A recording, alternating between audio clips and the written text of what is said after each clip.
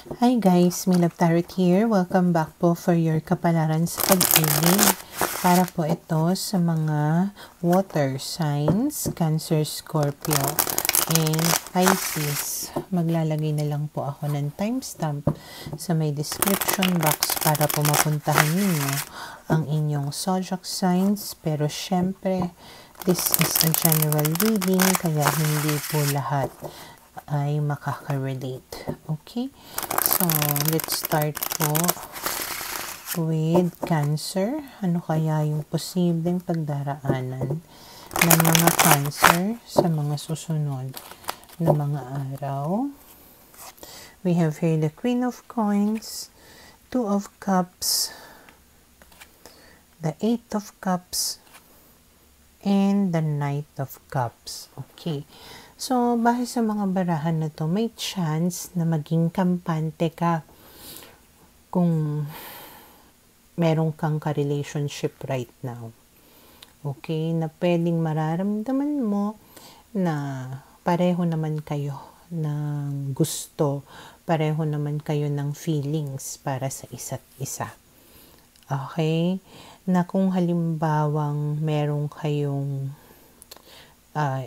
kung halimbawang na-disappoint ka sa tao na to in the past, pwedeng napapakita niya sa'yo unti-unti or maipapadaman niya sa'yo na seryoso siya at talagang pareho kayo kumbaga ng gusto na mangyari or pareho kayo nga ng nararamdaman. Kaya parang mas secured ka dito. Okay? And then we have here the King of Coins, Page of Coins. Malaki yung chance na itong person ninyo ay Earth sign, Taurus, Virgo, Capricorn. Okay? And talagang pinanindigan niya dito yung relationship ninyo. At parang marami siya ditong ipinapangako sa'yo na mga bagay para sa future ninyo. Ganyan. Okay? And just to make you feel secured nga. Pero nakikita ko dito na there are times na medyo siguro nagsusungit ka. Lalo na kapag hindi kanya mabigyan ng time. This person pwedeng may pagka-busy itong tao na to or may other responsibilities siya. Kaya, hindi niya maibigay ng 100% yung attention niya sa'yo. And medyo doon ka nagsusungit. Okay? And then we have here the Knight of Cups, the Seven of Coins, and the Justice card. So, sa nakikita ko dito, sincere naman siya sa'yo. Ayun nga lang siguro, medyo may pagkabagal or parang meron kang inaantay na gawin itong tao na ito na hindi niya magawa. Mga pangako, mga plano na hindi nangyayari. Pero it does not mean na ayaw niya. It does not mean na wala nga siyang ginagawa about it. Pwedeng mabagal lang talaga yung progress or pwedeng hindi pa ito yung panahon kasi nga as I have said kanina, parang may iba pa siyang responsibility, may iba pa siyang pinagkakabisihan kaya hindi niya maibigay sa'yo yung 100% niya.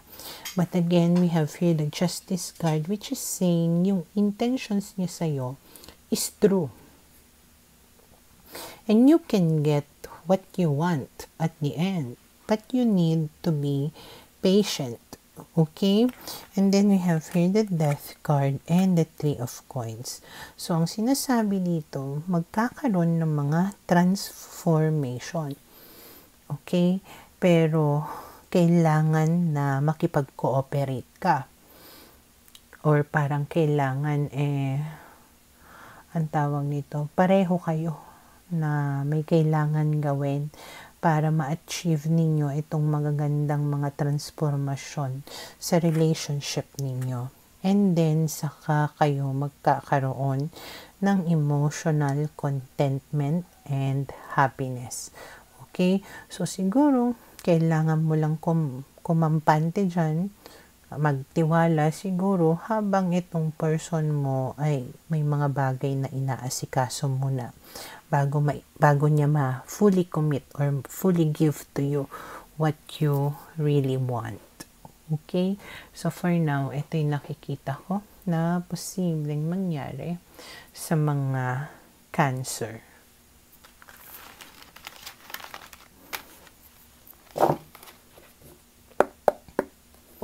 Para sa mga Scorpio. Okay, let's see. Ano kaya yung posibleng mangyayari sa mga Scorpio?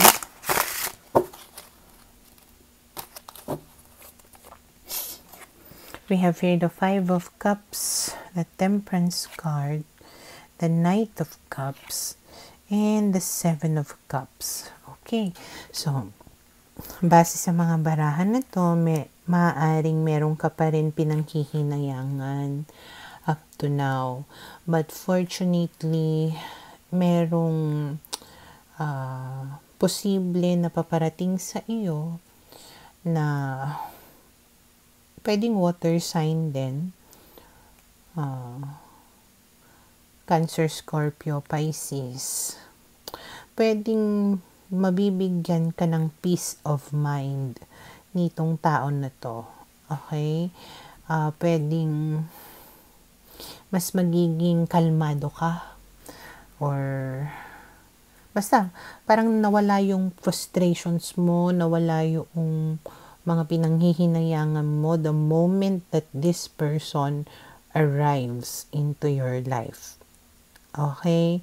Pero ang nakikita ko rin dito, Seven of Cups, it means na hindi lang itong tao na to ang option mo. So, pwedeng hindi lang itong tao na to ang pwedeng dumating sa buhay mo. Okay? And then we have here the Empress, the Strength card, the Death card, and the Nine of Wands. Pero, nakikita ko rin dito na kahit na merong ibang dumating sa buhay mo, parang sarado ka na. Okay? Parang hindi mo nabibigyan pa ng chance itong mga options na ito. Kasi parang masyado ka ng nakampante or umasa dito sa tao na to na mabigyan ka ng mga pagbabago na magaganda sa buhay mo. So, kung halimbawa rin na itong tao na to ay nakagawa sa'yo ng hindi maganda, maaaring mapatawad mo ito. Okay? Kasi nga, umasa ka na nagbago na rin siya. Okay? At mababago yung takbo ng relasyon ninyo. Okay? And then we have here the Eight of Wands, the Nine of Cups, and the Eight of Cups. So nakikita ko rin is, ayun nga, dahil sa nagkaroon na naman kayo ng communication nitong taon na ito, ay makakaramdam ka na naman nga ng contentment or happiness. Na parang naging okay ka na lang. Parang ganun. Na may something missing sa relationship ninyo or sa tao na to. May kulang. Pero parang wala ka ng pake doon sa kulang na yon. Na parang may mali. Pero wala ka ng pake kasi nga, at least, nag-uusap muli kayo, masaya ka na naman. So, kung ano man yung mga mali at wala or whatever na negative, is binaliwala mo na lang. Okay? Kasi, ayun, masaya ka na naman kasi nga, naglalandian na naman kayo Okay? And then we have here the Two of Coins. And then the Judgment card. So, maybe, ang sinasabi dito, maybe kailangan mong to open up your eyes. May kailangan kang ma-realize dito na kailangan mong i-weigh, timbangin yung mga options mo. Kailangan mong isipin yung mga tama, mga mali, ganyan, yung mga dapat at mga hindi dapat Na hindi porke masaya ka, wala ka ng pake doon sa mga mali. Okay? Kasi baka mamaya naka-cloud yung judgment mo just because masaya ka. Pero, ang tanong, how long will that last? Okay? And then we have here the Five of Swords, which means it might not last that long. Kasi may chance na itong tao na ito ay may inililihim, itinatago sa iyo, or nagsinungaling siya sa iyo, or pwedeng alam mo naman na nagsisinungaling siya, pero inaccept mo na lang kasi nga masaya ka na naman. Okay? So, for now, ito yung nakikita ko na posibleng mangyari sa mga Scorpio.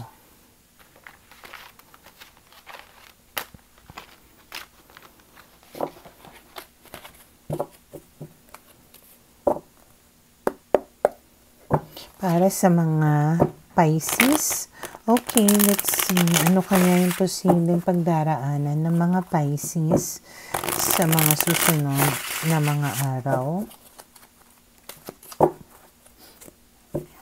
We have here the Justice card, the Death card, the Emperor, and the Two of Swords. Okay. So, base sa mga barahan na to, may mga bagay na magiging tama or maitatama sa mga susunod na mga araw.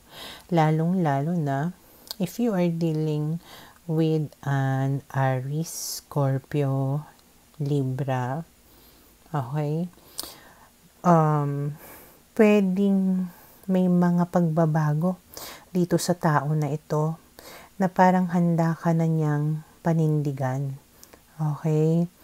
Na parang handa ka na rin na sumugal muli para sa tao na ito.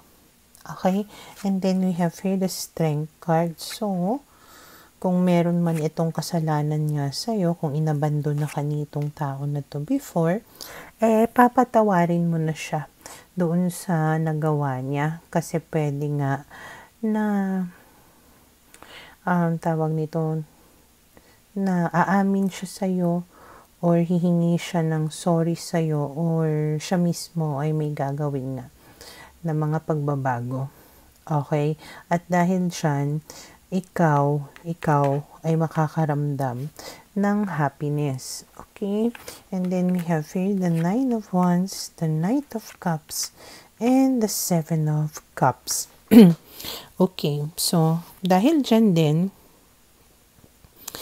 parang naging sarado na naman yung puso mo para sa iba.